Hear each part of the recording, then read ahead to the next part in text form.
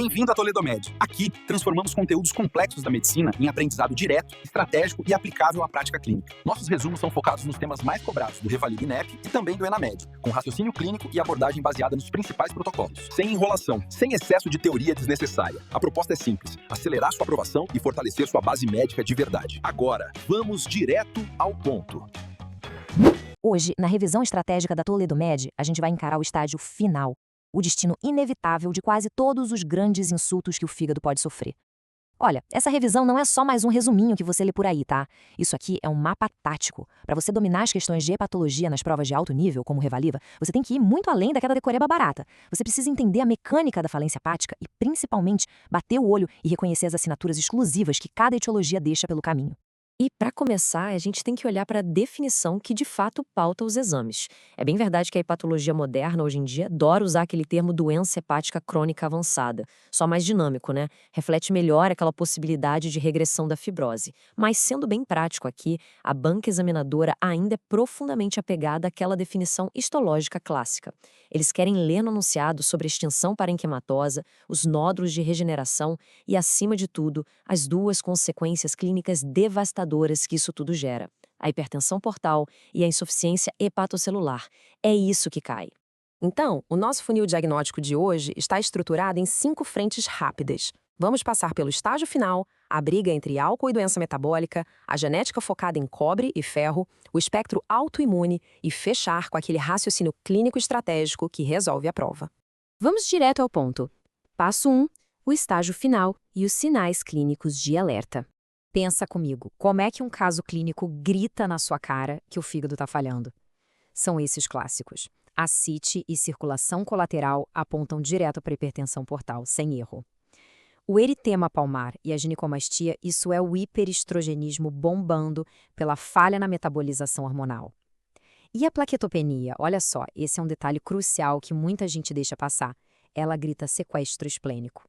Lá na imagem, macroscopicamente, o que sobra é um fígado encolhido, todo heterogêneo, com aquelas bordas rombas. É uma lista rápida, mas fundamental. Quando qualquer um desses sinais aparece no seu enunciado, é o jeito amigável, ou nem tanto, do examinador piscar para você e dizer: doutor, o fígado já era, agora descubra o motivo. O que nos leva ao passo 2, álcool e doença metabólica, o verdadeiro duelo microscópico. Descobrir o motivo da falência inevitavelmente nos leva às causas mais prevalentes. São duas doenças que, sob a lente do microscópio, parecem idênticas, mas na bioquímica, elas contam histórias completamente diferentes. E é exatamente aqui que as bancas adoram armar aquela famosa pegadinha de prova. Na doença hepática alcoólica AST, nossa velha conhecida TGO supera a ALT, a TGP. Uma relação AST sobre Altmark 2. Pessoal, isso é altamente sugestivo de dano alcoólico. Junta isso com uma GGT nas alturas e uma macrocitose e você fechou o padrão. Por outro lado, na doença hepática esteatótica metabólica antiga DHGNA, acontece o inverso. A ALT costuma ser maior que a AST, e o paciente quase sempre chega com aquele pacote completo da síndrome metabólica com obesidade e resistência à insulina. Pegar essa inversão de transaminases é puro reconhecimento de padrão, é uma tática de altíssimo rendimento para sua prova.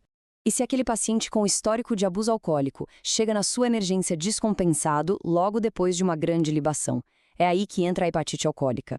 E existe um epônimo que é a figurinha carimbada em qualquer exame, o score de Madre. Saber que um Madre maior que 32 é a linha de corte cravada para você prescrever corticosteroide, de preferência prednisolona, 40 mg por dia, é garantir aquele ponto valioso. É um número mágico que, na vida real, salva o paciente e, na prova, garante o seu acerto. Já olhando para o lado metabólico, para aquela MASH comprovada por biópsia, a pedra angular sempre foi e continua sendo a perda de peso. Fármacos como pioglitazona e os agonistas de GLP-1 brilham muito nos pacientes com diabetes tipo 2, enquanto a vitamina E tem seu lugar para os não diabéticos. Mas olha só, prestem muita atenção nessa atualização aqui, o resmetirom. Recém-aprovado pelo FDA agora em 2024, é simplesmente o primeiro fármaco específico para reduzir a progressão da fibrose na MASH. É exatamente esse tipo de detalhe de vanguarda que os examinadores modernos adoram jogar na prova para separar a elite dos candidatos medianos. Fica a dica. Saindo das causas de massa, vamos para o passo 3, genética, focando em cobre e ferro, os acúmulos tóxicos. Entramos nas doenças de depósito genético e essas aqui adoram faixas etárias específicas. O contraste é um clássico de prova. De um lado, a hemocromatose hereditária, excesso de ferro, aquela mutação no C282Y, atacando classicamente homens acima dos 40 anos que chegam exibindo uma ferritina e uma saturação de transferrina estouradas. Do outro lado, a doença de Wilson, o cobre que o fígado não consegue excretar, uma herança autossômica recessiva, mas que ataca pacientes bem mais jovens ali, entre 5 e 35 anos, apresentando níveis bem baixos de ceruloplasmina. Gente, as idades nesses casos são grandes faróis no meio daquele nevoeiro gigante que é o caso clínico. E aí chegamos nessa imagem. Os famosos anéis de Kaiser-Fleischer, o cobre acumulado na córnea. Sendo bem sincero com vocês, se um caso clínico na sua prova menciona esse achado ou joga ali no texto uma avaliação por lâmpada de fenda, o examinador está basicamente te entregando de bandeja o diagnóstico de doença de Wilson. É só marcar a alternativa correta e ir pro abraço, sem perder tempo. Mas cuidado com a apresentação fulminante, tá? A doença de Wilson pode muito bem abrir o quadro já com uma falência hepática aguda, e o laboratório nesses casos é meio bizarro, porém absurdamente testado pelas bancas. Você vai ver uma anemia hemolítica Coombs negativa, que acontece porque o cobre literalmente rasga a membrana das hemácias, e uma relação raríssima onde a fosfatase alcalina fica extremamente baixa e a bilirrubina altíssima, gerando uma razão menor que 4. Reconhecer esse padrão laboratorial salva o paciente no plantão e garante aquela questão de nível avançadíssimo na sua prova. Avançando para o passo 4, o espectro autoimune, o mapa dos anticorpos. Olha, essa estação aqui exige uma memória afiada, porque ela é governada por siglas e perfis sorológicos. A hepatite autoimune atinge majoritariamente o sexo feminino e a gente divide ela em dois tipos principais, que são totalmente dependentes dos autoanticorpos. O tipo 1, que é o mais comum, tem anticorpo antimúsculo liso, o famoso AML, e o FAM positivos, pegando mulheres jovens. Já o tipo 2, que acomete meninas ainda mais jovens e crianças, traz o anti-LKM1 e o anti-LCA1.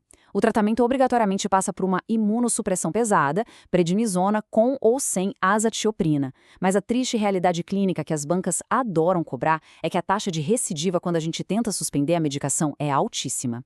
E aqui está o grande embate das vias biliares. Não confunda essas duas. A colangite biliar primária, a CBP, afeta mulheres de meia idade, destrói vias intrahepáticas e tem o anticorpo antimitocôndria, o AMA, como seu marcador absoluto.